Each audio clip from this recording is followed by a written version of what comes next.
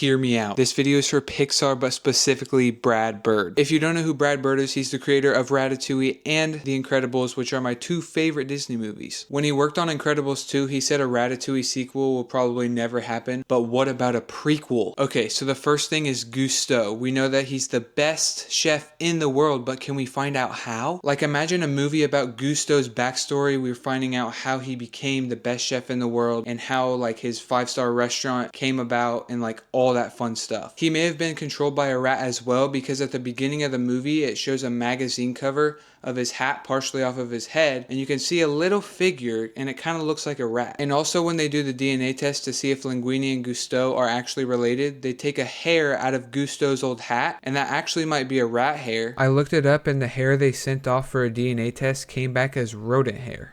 I was worried about the hair sample you gave me. I had to send them back to the lab. Why? Because the first time it came back identified as rodent hair.